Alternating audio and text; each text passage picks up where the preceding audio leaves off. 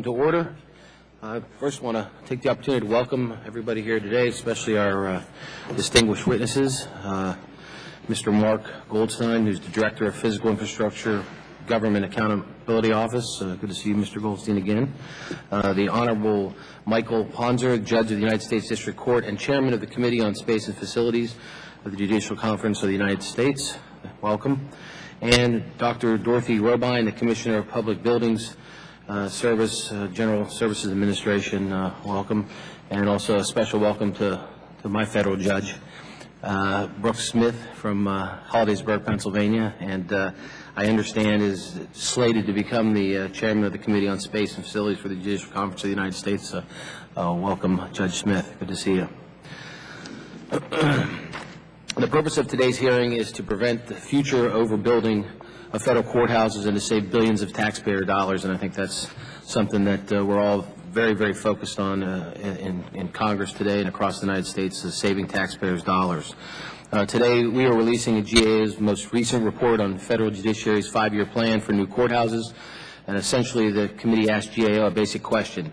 Keeping in mind that we could administer justice in a warehouse with 2 milk crates and a piece of plywood, the judiciary and the GSA has learned the lessons of past overbuilding, and can Congress rely on 5-year plan to authorize the highest priority and necessary courthouse projects? That's the question. Unfortunately, the GAO's response is no.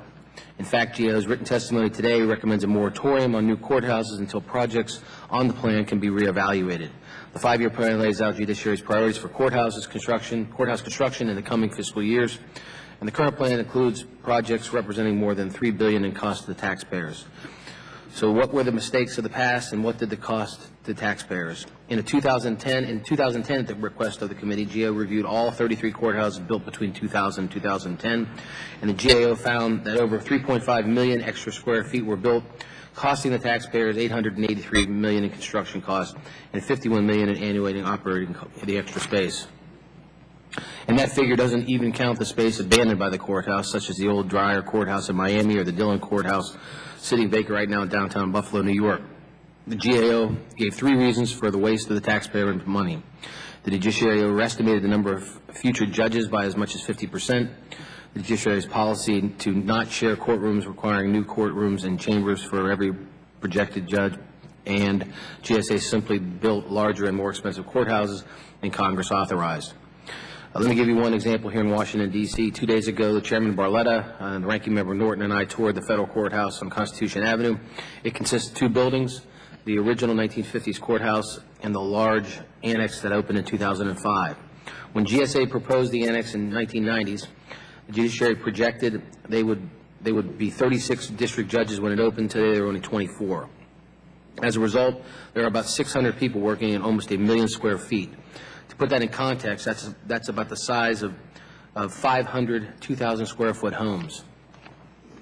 To avoid making the same mistakes in the future, it appears we can't rely on the projections of future judges. We need courtroom sharing, and GSA has to follow the law and build courthouses within the authorized limits.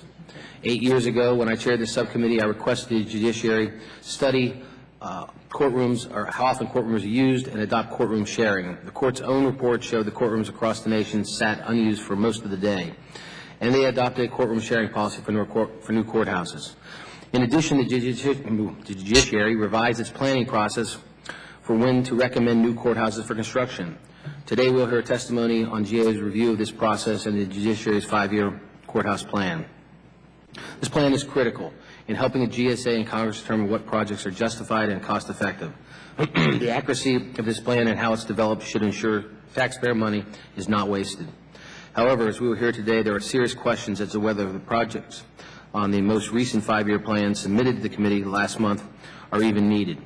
Despite developing a new assessment process to evaluate the need for a new courthouse, the judiciary has not applied the process to 10 of the 12 projects in the plan.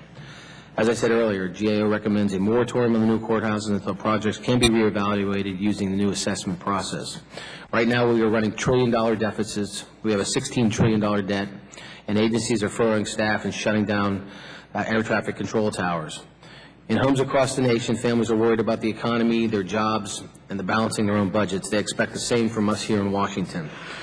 and we must save taxpayer dollars, and we must ensure new projects are truly needed and fully justified. And it's been brought to my attention that our colleagues across the Capitol, in some cases, don't apply the same standards that we or the GAO or the judiciary in picking courthouses. So that's something we have to make sure in this body are standing up to those folks on the other side of the Capitol. I look forward to the testimony of our witnesses, and I hope you can help Congress to decide what, if any, courthouses should be approved in the future. So again, thank you, welcome, and with that, Ranking Member